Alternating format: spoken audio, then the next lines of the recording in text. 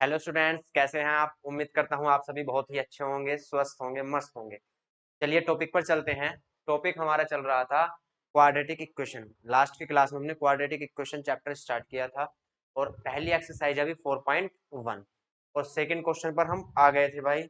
और second question का हमने पहला पार्ट कंप्लीट कर लिया था। क्लियर? ये आपके क्वेश्चन बर्ड प्रॉब्लम वाले चल रहे थे। चलिए दूसरे क्वेश्चन पर चलते हैं। पहला क्वेश्चन हम कंप्लीट कर चुके थे भाई। दूसरा क्वेश्चन पढ़ेंगे। The product of to consecutive positive integers is 306। सबसे पहले आप ये तो समझते होंगे कि पॉजिटिव इंटीजर क्या होते हैं। जो हमारे इंटीजर प्लस के होते हैं वो पॉजिटिव कहलाते हैं और जो इंटीजर हमारे नेगेटिव के होते हैं वो आपके नेगेटिव इंटीजर कहलाते हैं।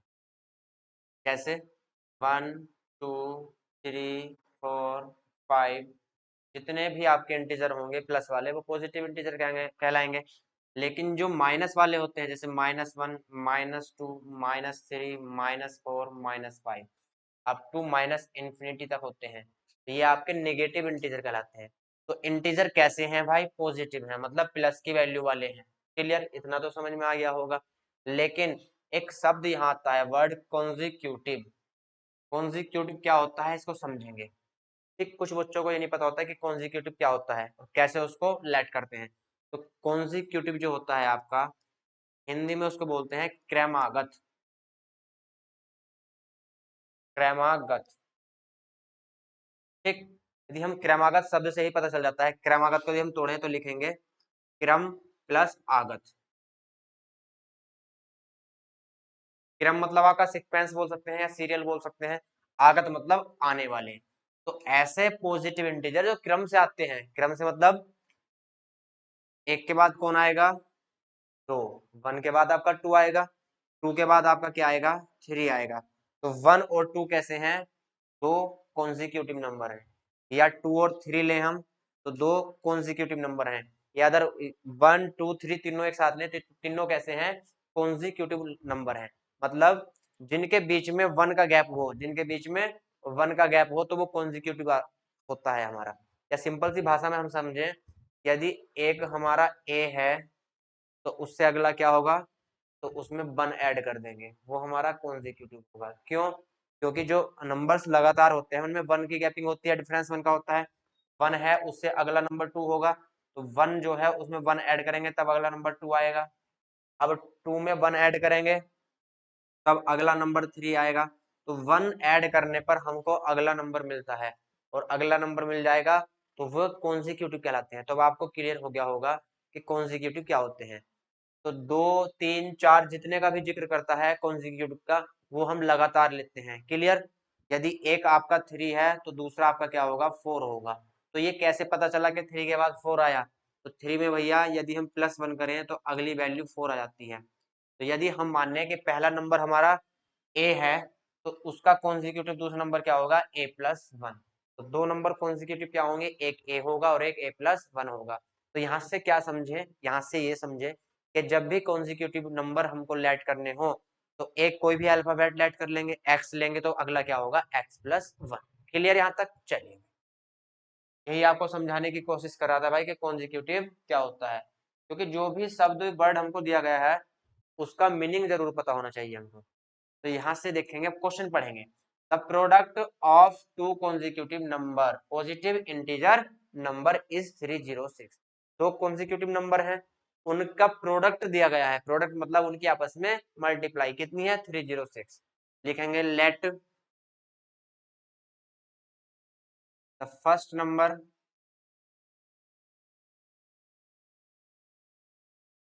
Equal x. एक्स मान सकते हो, ए मान सकते हो, बी मान सकते हो, कुछ भी मान सकते हो। And second consecutive number, second first consecutive number x है तो सेकेंड कॉन्जिक्यूटिव नंबर क्या होगा?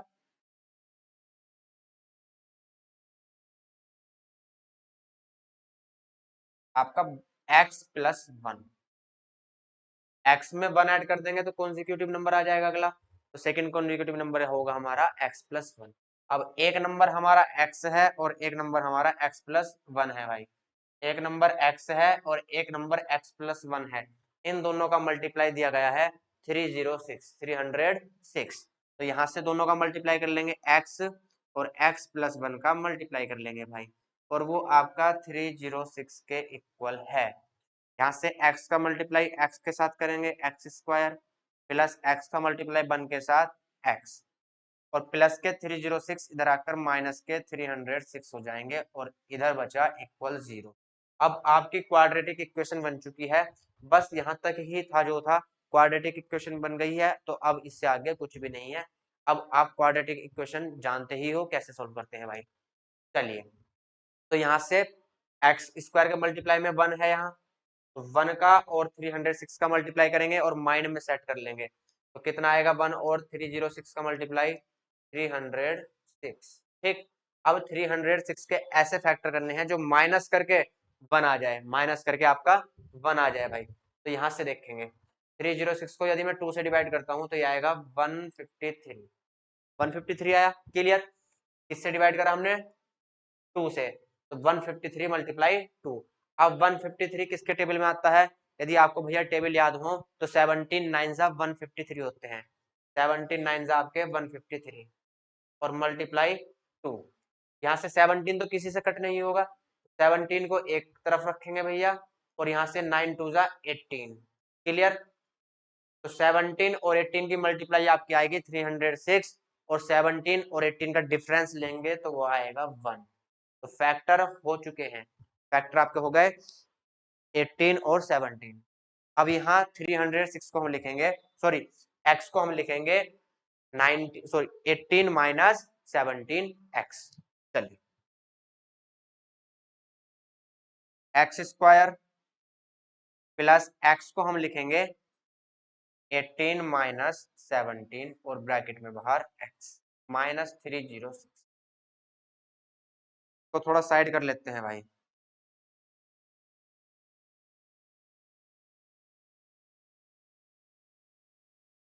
चलिए, अब यहां से क्या करेंगे, ब्रैकेट ओपन कर लेंगे, x square plus 18x minus 17x minus 306 equal 0। Clear, चलिए आ जाइए। अब यहाँ से x कॉमन लेंगे, पहले 2 टर्म में से कॉमन लेते हैं और लास्ट के 2 टर्म में से कॉमन लेते हैं। x कॉमन लेंगे तो यहाँ से x प्लस 18 आएगा। अब यहाँ से माइनस के 17 कॉमन लेंगे तो यहाँ से x प्लस 18 आएगा। सेम ब्रैकेट बनाने होते हैं, इसलिए यहाँ माइनस के 17 हमने कॉमन लिए भाई। अब यहाँ से एक टर्म ये है और एक टर्म ये है, तो यहाँ से x प्लस 1 दोनों में कॉमन है, तो यहाँ से x बचा, माइनस है माइनस लगा देंगे, और यहाँ से 17 बचा इक्वल 0। अब दो ब्रैकेट का प्रोडक्ट 0 कब होगा, यदि दो नंबर्स हैं उनका प्रोडक्ट 0 कब होगा, या तो पहला वाला 0 हो, यहाँ कोई भी नंबर हो सकता है तब 0 होगा, या फिर दूसरा वाला 0 हो, यहाँ कोई भी नंबर हो सकता है फिर दूसरा वाला 0 हो तब 0 होगा। तो दो नंबर्स का मल्टीप्लाई 0 कब होगा, जब उन दो में से कोई सा एक 0 होगा, लेकिन हमको पता नहीं कौन सा 0 है, तो ऐसी कंडीशन में एक बार हम इसको 0 लेंगे और एक बार हम इसको 0 लेंगे। क्लियर, चलिए,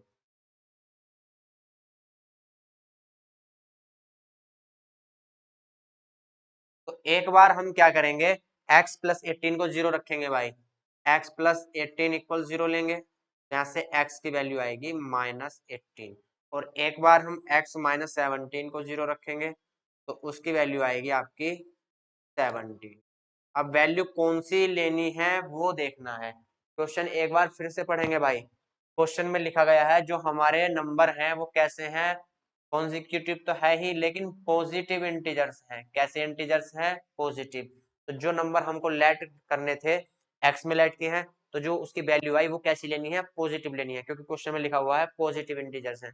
तो भैया निगेटिव वाले को हम नेग्लेक्ट कर देंगे, इसको हम करेंगे नेग्लेक्ट। ठीक है, क्यों क्यों क्योंकि ये आपका माइनस में है, निगेटिव में है, तो निगेटिव वैल्यू नहीं लेनी, वैल्यू सिर्फ कौन सी लेनी है, पॉजिटिव वैल्यू लेनी है भाई। तो यहाँ से पॉजिटिव वैल्यू लेनी है, तो x इक्वल 17 हमारा करेक्ट हो जाएगा। क्लियर, x इक्वल क्या होगा, 17 करेक्ट होगा भाई। तो find the integers, integers find करने हैं, तो पहला इंटीजर हमारा x था और x की वैल्यू आई 17, तो एक इंटीजर तो हमारा 17 हुआ, और दूसरा इंटीजर था हमारा x प्लस 1, तो 17 में प्लस 1 ऐड करेंगे तो मेरे भाई यहाँ से आ जाएगा 18। तो एक इंटीजर हमारा 17 है और एक इंटीजर 18 है और दोनों ही इंटीजर हमारे कॉन्जिक्यूटिव हैं। क्लियर? चलिए यहां तक तो किसी को कोई दिक्कत नहीं होगी। जल्दी से नोट करेंगे भाई, नोट करेंगे जल्दी से।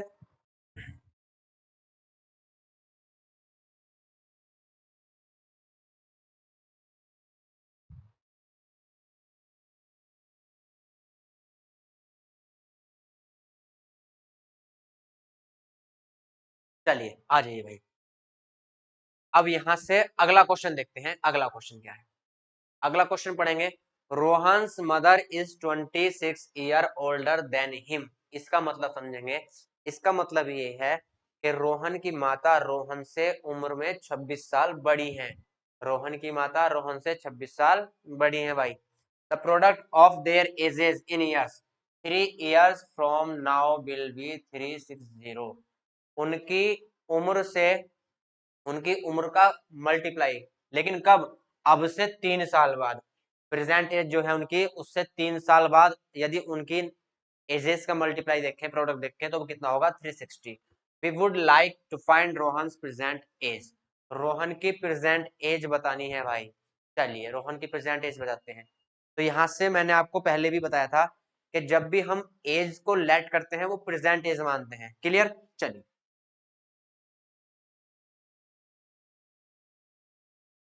लिखेंगे let Rohan's present age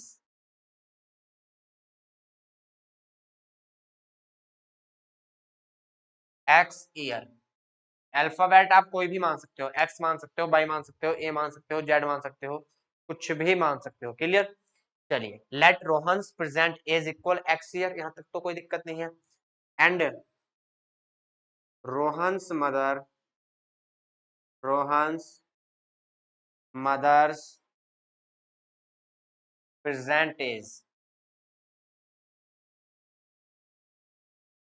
equal. अब क्वेश्चन में सीधा सीधा बोला गया है भाई कि रोहन की माता जो है रोहन से 26 साल बड़ी है, तो x प्लस 26। 26 साल बड़ी है रोहन से, तो उसमें 26 ऐड कर देंगे। क्लियर? तो रोहन की जो मदर है उनकी प्रेजेंट एज हुई x प्लस 26 ईयर। अब यदि इनकी प्रेजेंट एज ये है, तो अब से 3 साल बाद की बात हो रही है। यदि आज मेरी प्रेजेंट एज 30 है भैया, तो 3 साल बाद कितनी होगी? तो 3 ऐड कर देंगे। क्या कर देंगे हम? 3 ऐड कर देंगे। और यदि मेरी माता की उम्र 55 ईयर है, तो उसमें 3 साल बाद कितनी हो जाएगी उम्र? तो 3 प्लस कर देंगे। क्लियर? तो यहाँ से 3 साल बाद की भैया यहाँ इंफॉर्मेशन दी गई है, तो हम 3 साल बाद की उम्र लेंगे। तो ये रोहन की उम्र प्रेजेंट है x, तो 3 साल बाद कितनी होगी? After 3 year x plus 3। यहाँ तक कोई दिक्कत नहीं है। अब रोहन्स मदर एज प्रेजेंट है x प्लस 26, तो रोहन्स मदर की एज जो होगी आफ्टर 3 ईयर वो होगी +3 कर देंगे भाई। क्लियर? यहाँ तक तो कोई दिक्कत नहीं है। अब यहाँ इन दोनों का मल्टीप्लाई कितना दिया गया है? 360। यहाँ तक किसी को कोई भी समस्या हो तो बताएं भाई। तीनों की प्रेजेंट एज कितनी, सॉरी, जो आपकी 3 साल बाद की एज दी गई है दोनों की, उनका प्रोडक्ट है आपका 360। यहाँ तक तो कोई दिक्कत नहीं है। चलिए अब मल्टीप्लाई कर लेते हैं भाई। ये x प्लस 3 है और ये आपका x प्लस 26 में 3 ऐड होगा 29 हो जाएगा, इक्वल 360। यहाँ से x का मल्टीप्लाई x के साथ होगा एक्स स्क्वायर, फिर x का मल्टीप्लाई 29 के साथ 29x, फिर x का मल्टीप्लाई 3 के साथ 3x, और फिर 29 का मल्टीप्लाई 3 के साथ, तो ये आ जाएगा 87 और इक्वल इधर 360। ठीक, यहाँ तक कोई दिक्कत नहीं है। चलिए भाई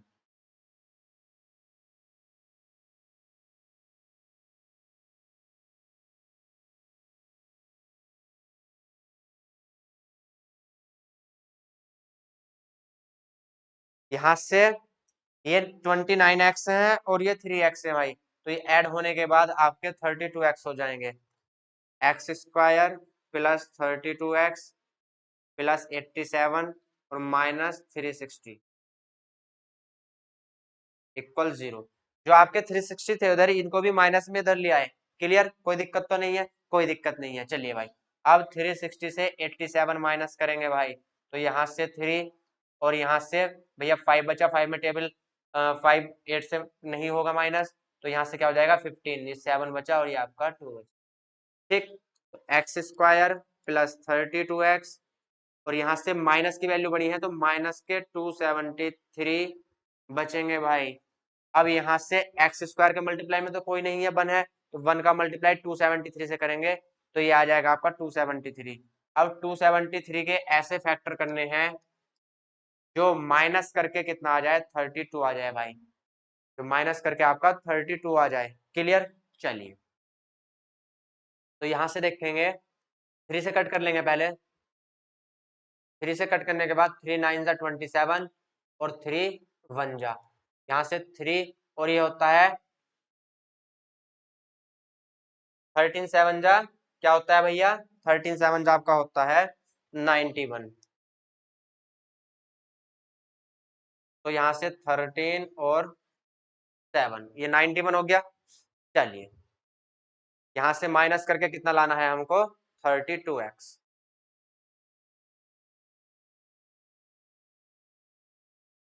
तो यहाँ से देखेंगे 13 को यदि मैं 3 के साथ लूं, 13 को यदि 3 के साथ लूं, 13 3 जा 39 और 7 को अलग लिखूं तो दोनों की मल्टीप्लाई कितनी होगी, 273, लेकिन दोनों का डिफरेंस देखेंगे तो यहाँ से 32 आएगा। तो फैक्टर भैया हो चुके हैं, फैक्टर हैं आपके 32 के, फैक्टर क्या है 39 माइनस 7, 32 को हम लिखेंगे 39 माइनस 7। क्लियर, यहाँ तक कोई दिक्कत नहीं। चलिए एक्स स्क्वायर प्लस 32x को लिखेंगे हम 39 माइनस 7 और ब्रैकेट के बाहर x माइनस 273 इक्वल 0। अब यहाँ से एक्स स्क्वायर प्लस ये 39x माइनस ये 7x और माइनस ये आपका 273 इक्वल 0। अब यहाँ से पहले दो टर्म में से भैया कॉमन लेंगे, फर्स्ट टू टर्म से कॉमन लेंगे और सेकंड लास्ट टर्म से कॉमन लेंगे। ठीक, तो यहाँ से x कॉमन होगा तो यहाँ बचेगा x प्लस 39, यहाँ से माइनस का 7 कॉमन लेंगे, यहाँ से बचेगा x प्लस 39 इक्वल 0। यहाँ तक कोई दिक्कत नहीं है। चलिए भाई अब इसको इधर लिख लेते हैं भाई, इसको रब कर दूं मैं,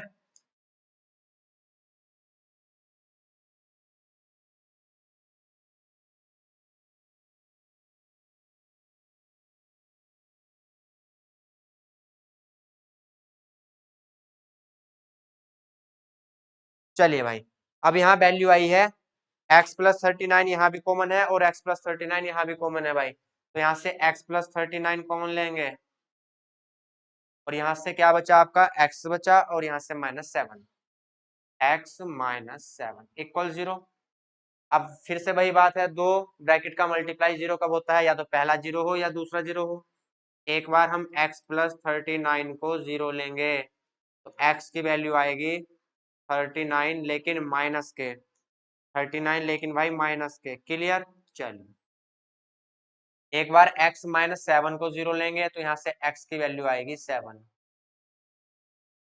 अब आपको थोड़ा सा दिमाग लगाना है, क्या उम्र कभी माइनस में हो सकती है, क्या उम्र कभी माइनस में हो सकती है, बिल्कुल नहीं हो सकती। तो भैया यहाँ से माइनस वाली वैल्यू को नेग्लेक्ट कर देंगे, क्योंकि एज जो भी होगी जब भी वो प्लस में होती है, एज कभी भी माइनस में नहीं होगी, इसलिए -39 नेग्लेक्ट करेंगे। किसको सेलेक्ट करेंगे, x इक्वल 7 को। तो भैया रोहन की प्रेजेंट एज पूछी गई थी, would like to find the Rohan present age, तो रोहन की प्रेजेंट एज हमने x माननी थी और x की वैल्यू कितनी आई है 7, तो लिखेंगे present age of the Rohan is equal 7 year. Clear, the present age of Rohan is 7 year. चलिए अगला क्वेश्चन पढ़ते हैं, अगले क्वेश्चन पे चलेंगे। चलो जल्दी से नोट कर लो इसको।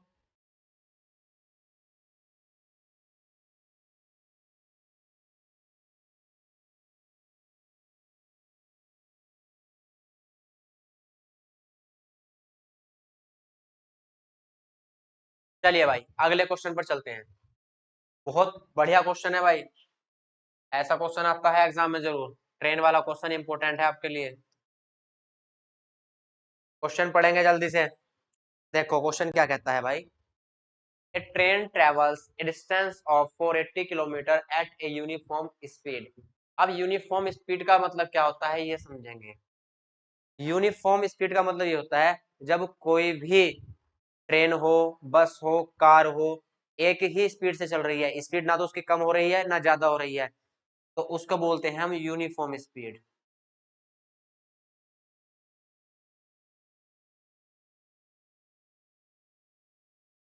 ठीक। यदि आपकी कार मान लो 70 की स्पीड पे है और वो लगातार 70 की स्पीड से ही चल रही है, ना तो कम हो रही है स्पीड और ना ही ज्यादा हो रही है, तो ऐसी स्पीड को हम यूनिफॉर्म स्पीड बोलते हैं भाई। ऐसी स्पीड को हम यूनिफॉर्म स्पीड बोलते हैं। क्लियर? यहाँ तक कोई दिक्कत नहीं है। चलिए अब आगे पढ़ते हैं भाई। अब ये तो पता चला कि यूनिफॉर्म स्पीड क्या होती है, मतलब स्पीड एक जैसी है हमेशा। If the speed had been 8 kilometre per hour less, यदि स्पीड जो यूनिफॉर्म थी अब उसको भैया कम कर दिया गया, कितना? 8 किलोमीटर पर आवर लेस कर दिया गया। ठीक। क्वेश्चन वाला बोलता है if the speed had been 8 kilometre per hour less, जो पहले स्पीड थी उससे अब स्पीड 8 किलोमीटर पर आवर कम हो गई है। यदि पहले आपकी स्पीड 70 किलोमीटर पर आवर थी तो 8 कम हो गई, तो अब यहाँ से कितनी बचेगी? 62 किलोमीटर पर आवर। इसका मीन्स ये है भाई, यदि पहले स्पीड 70 थी तो अब कितनी बची? 62। क्लियर? चल, then it would have taken 3 hours more to cover the same distance। अब डिस्टेंस जितनी पहले कवर करनी थी उतनी ही डिस्टेंस अब है, लेकिन स्पीड कम हो गई, तो स्पीड कम हो गई तो समय भैया ज्यादा लगेगा। कॉमन सेंस की बात है, यदि आप बाइक तेज चला रहे हो तो जहां जाना है जल्दी पहुंच जाओगे कम समय में, और बाइक धीमे चलाओगे तो बहुत देर से पहुंचोगे, मतलब समय ज्यादा लगेगा। तो स्पीड कम तो समय ज्यादा, स्पीड ज्यादा तो समय कम। स्पीड और टाइम एक दूसरे के इनवर्सली प्रोपोर्शनल होते हैं। तो जब यहाँ से स्पीड कम कर दी गई तो कॉमन सेंस वाली बात है, तो भाई यहाँ से टाइम ज्यादा लगेगा। तो क्वेश्चन में बोला गया है कि पहले से 3 घंटे अधिक लगते हैं भाई, 3 आवर्स मोर। तो पहले यदि मान लो आपको 10 घंटे लग रहे थे, आपको कहीं पहुंचने में 10 घंटे लग रहे थे, तो अब 3 घंटे अधिक लगेंगे, तो अब घंटे लगेंगे भैया 13। क्लियर? ये चीजें हमको दी गई है। चलिए, we need to find the speed of the train. हमको ट्रेन की स्पीड बतानी है। तो जब भी ट्रेन वाला आपका क्वेश्चन आता है तो हमेशा एक फॉर्मूला याद रखेंगे, speed equals to distance upon time. 1 minute रुकेंगे भाई।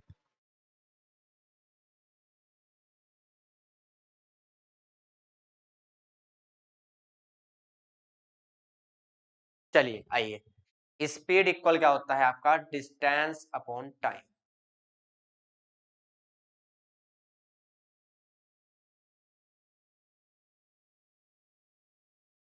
ठीक है, डिस्टेंस हमको दी गई है और टाइम के बारे में हमको थोड़ी सी जानकारी दी गई है। तो क्वेश्चन कहाँ से पकड़ना है ये समझेंगे। क्वेश्चन हमें भैया यहाँ से पकड़ना है कि जो पहले समय लग रहा था और जो अब समय लग रहा है, उन दोनों में कितने का डिफरेंस है?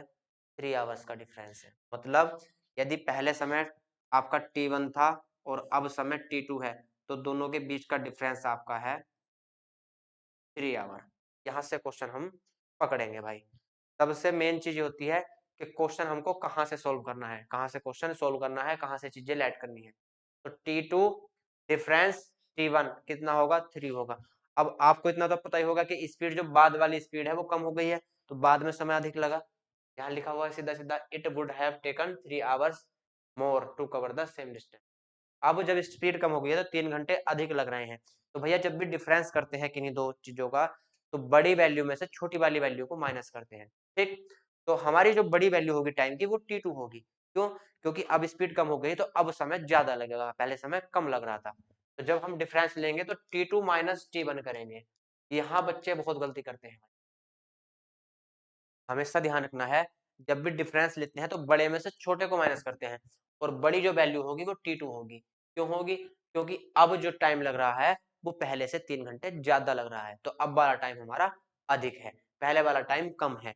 तो बड़े टाइम में से छोटे टाइम को माइनस करेंगे। ठीक। यहाँ वैसे नहीं दिखेगा आपको कि T2 छोटा है या T1 बड़ा है, वो कहाँ से चेक करेंगे? यहाँ से चेक करेंगे भाई। ठीक। तो T2 माइनस T1 करेंगे, T1 माइनस T2 नहीं करेंगे। ध्यान रखेंगे, बहुत गलती करते हैं बच्चे यहाँ। तो T2 माइनस T1 करेंगे। ठीक। और T2 माइनस T1 क्या होगा आपका? 3 होगा।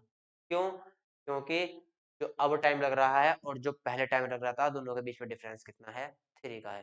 3 मोर का मतलब उनके बीच में 3 का डिफरेंस। क्लियर? चलिए अब क्वेश्चन स्टार्ट करते हैं। अब उम्मीद करता हूं आपको क्वेश्चन अच्छे से समझ में आ गया होगा। चलिए भाई,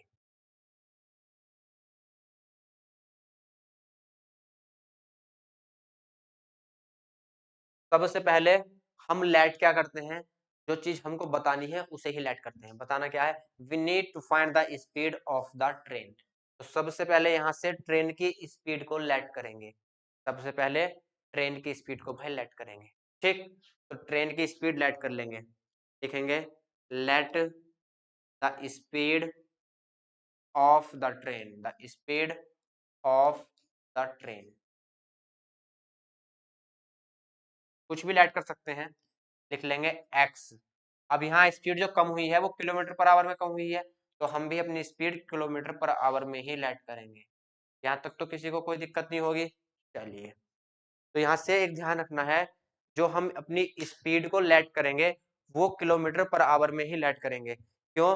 क्योंकि हमारी जो स्पीड कम हुई है वो 8 कम हुई है, लेकिन किलोमीटर पर आवर, तो यहाँ भी हम किलोमीटर पर आवर में ही लेट करेंगे। अब लिखेंगे एंड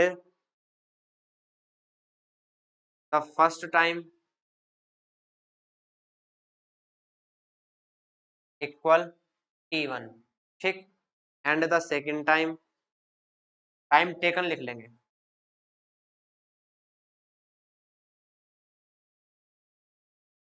फर्स्ट टाइम टेकन मतलब लिया गया समय, जो ट्रेन ने समय लिया है वो होगा आपका t1। And second time taken,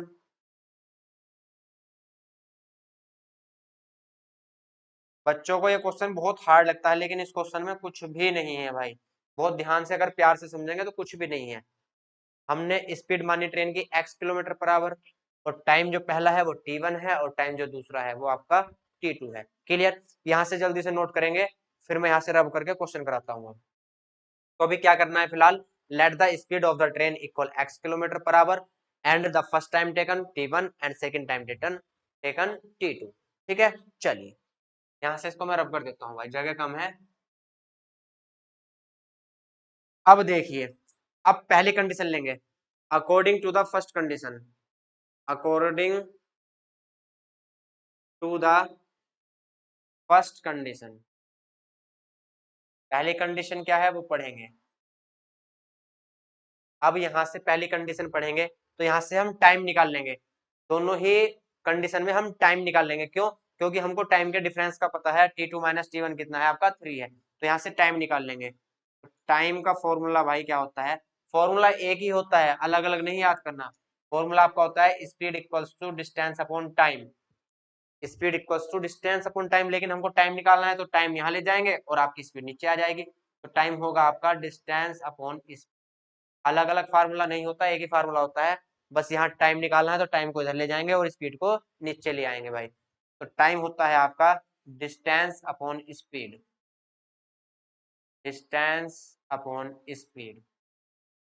और पहली कंडीशन में टाइम कितना लिया है हमने, t1 लिया है। और पहली कंडीशन में भाई आपकी स्पीड कितनी है, स्पीड आपकी 8 किलोमीटर पर आवर कम हो गई, लेकिन वो बाद में हुई है। तो पहली वाली स्पीड क्या हमने लेट की है, x। ठीक, और डिस्टेंस तो भैया दोनों के लिए सेम है। क्यों? क्योंकि यहाँ लिखा हुआ है, कहाँ गया, फॉर द सेम डिस्टेंस। ठीक, then it would have 3 hours more to cover the same distance. Distance दोनों में सेम लेनी है, और डिस्टेंस हमको दी गई है कितनी है, 480। तो डिस्टेंस के स्थान पर रखेंगे 480 अपॉन स्पीड है भाई x। तो यहाँ से t1 की वैल्यू आई 480 अपॉन x। क्लियर? अब लिखेंगे according to the second condition. यहां से लिखेंगे भाई according to the second condition, according to the second condition. अब यहां से भी टाइम ही निकाल लेंगे, तो यहां से भैया टाइम क्या होगा आपका, टाइम होगा आपका डिस्टेंस अपॉन स्पीड। ठीक, डिस्टेंस अपॉन स्पीड। लेकिन इस बार टाइम है आपका t2 टाइम है। चलिए भाई, डिस्टेंस आपकी सेम है 480, लेकिन अब की बार स्पीड क्या है, 8 किलोमीटर पर आवर कम हो गई है। तो पहले यदि स्पीड हमारी x थी, तो अब स्पीड कितनी रह गई, x minus 8। Kilometre per our, क्योंकि 8 किलोमीटर स्पीड कम हो गई है पहले से, 8 किलोमीटर पर आवर की स्पीड कम हो चुकी है। तो यहाँ से अब जो स्पीड होगी वो होगी आपकी x minus 8 kilometre per our. बस यहाँ ध्यान रखना है, यहाँ भी बच्चे गलती करते हैं। तो यहाँ की स्पीड आपकी लेनी है x माइनस 8, बस अब कुछ नहीं है, अब कैलकुलेशन है, आपका क्वेश्चन सॉल्व हो चुका भैया।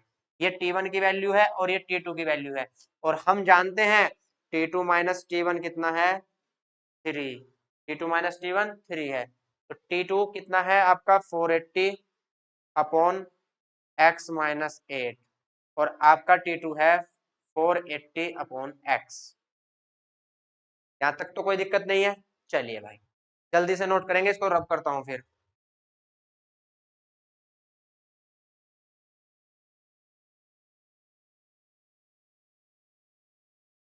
चलिए भाई इसको रब कर देते हैं, अब सिर्फ इतना रखेंगे हम।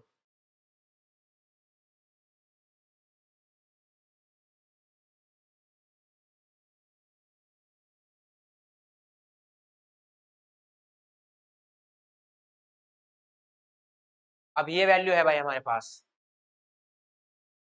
और ये किसके इक्वल है, ये इक्वल है भाई 3 के। T2 माइनस T1 इक्वल 3 था, तो ये वैल्यू किसके इक्वल है, 3 के इक्वल है। अब यहां से सबसे पहले क्या करेंगे, देखिए सबसे पहले भैया यहाँ या तो एलसीएम लेके मल्टीप्लाई कर लो, सोल्व कर लो, या 3 यहाँ से कॉमन लेके 3 से 3 काट सकते हैं। तो 3 पहले कॉमन ले लेंगे, देखो इजी हो जाएगा थोड़ा सा।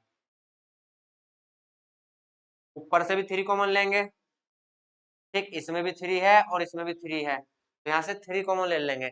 तो जब 3 कॉमन लेंगे तो यहाँ से बचेगा 160 अपॉन x माइनस 8, और माइनस यहाँ से बचेगा 160 अपॉन x, और यहाँ आपका 3, ठीक। यहाँ तक तो कोई समस्या नहीं है भाई। तो ये 3 कहाँ जाएगा, डिवाइड में जाएगा, तो इस 3 से ये वाला 3 कैंसिल हो जाएगा। तो यहाँ क्या बचा आपका 1 बचा भाई, यहाँ आपका 1 बचा।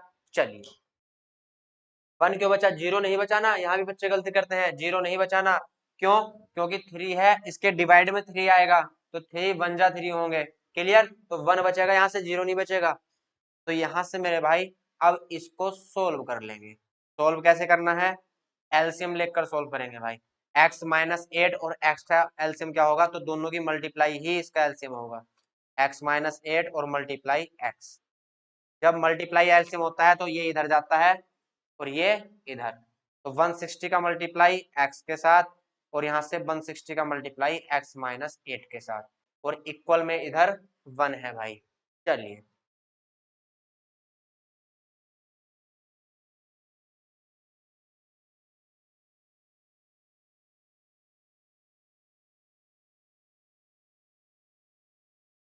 अब देखिए, अब थोड़ा ध्यान देंगे, x माइनस माइनस 8 और मल्टीप्लाई x है, तो ये पूरा का पूरा डिवाइड में है भैया, कहाँ चला जाएगा 1 के साथ मल्टीप्लाई में, और ऊपर यहाँ क्या बचेगा, ऊपर आपका बचा 160 x माइनस 160 की मल्टीप्लाई x के साथ, तो यहाँ से 160 x, और माइनस माइनस प्लस, और 160 की मल्टीप्लाई किसके साथ, 8 के साथ, तो 16 8 जा 128, ये हो जाएगा 1280। यहाँ तक कोई दिक्कत नहीं।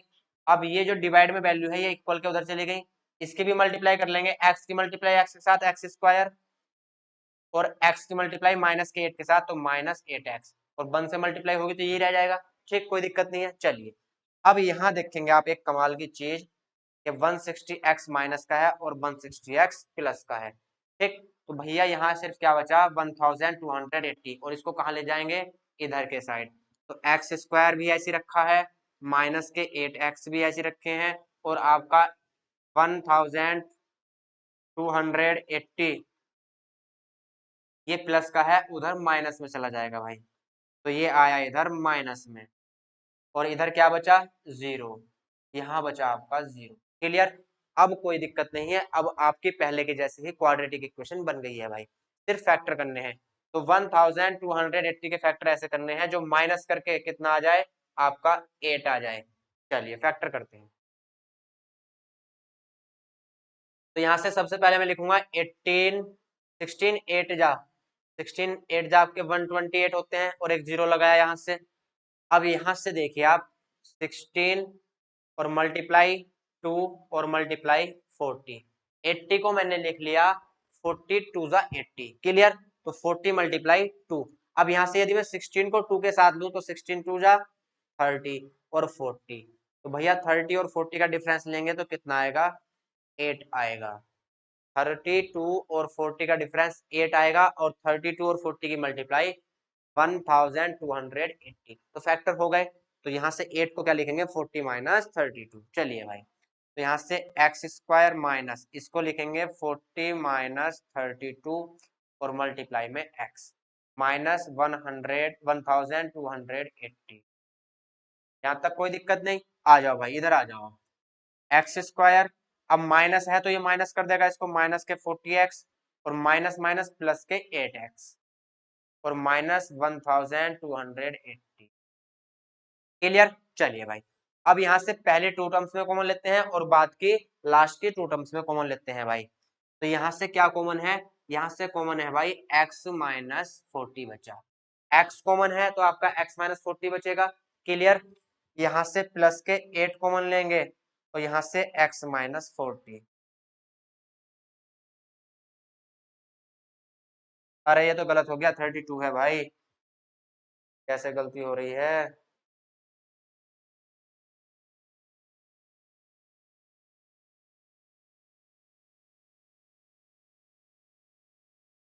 ये 32x है भाई, minus minus plus 32x minus 1200।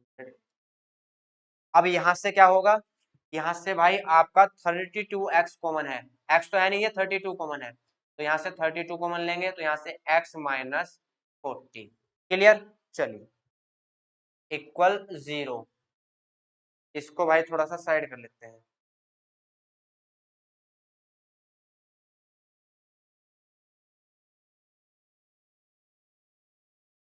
यहाँ से आपका x minus x into x minus 40 plus के 32 और आपका x माइनस 40 इक्वल 0। ये चीज बनी आपकी।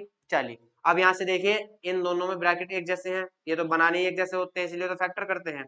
तो यहाँ से x माइनस 40 और यहाँ से x प्लस 32 इक्वल 0 लेंगे भाई। अब दो ब्रैकेट का मल्टीप्लाई 0 कब होगा, या तो पहला 0 हो या दूसरा 0 हो। तो यहाँ से पहले वाले को यदि 0 लें तो x माइनस 40 इक्वल 0। तो यहाँ से x की वैल्यू आएगी 40। और यदि भैया इसको लें x प्लस 32 इक्वल 0, तो यहाँ से x की वैल्यू आएगी माइनस 32। अब क्या, ट्रेन की स्पीड कभी भी माइनस में होगी, ट्रेन हो या कोई भी हो, किसी की स्पीड माइनस में तो होती नहीं है। तो इसको नेगलेक्ट कर देंगे भाई, इसको करेंगे नेगलेक्ट, ठीक। तो सेलेक्ट किसको करेंगे, 40 को। तो x इक्वल हमारा आया 40 और x क्या था भैया, ये x था आपका speed of the train, clear. तो find the speed of the train.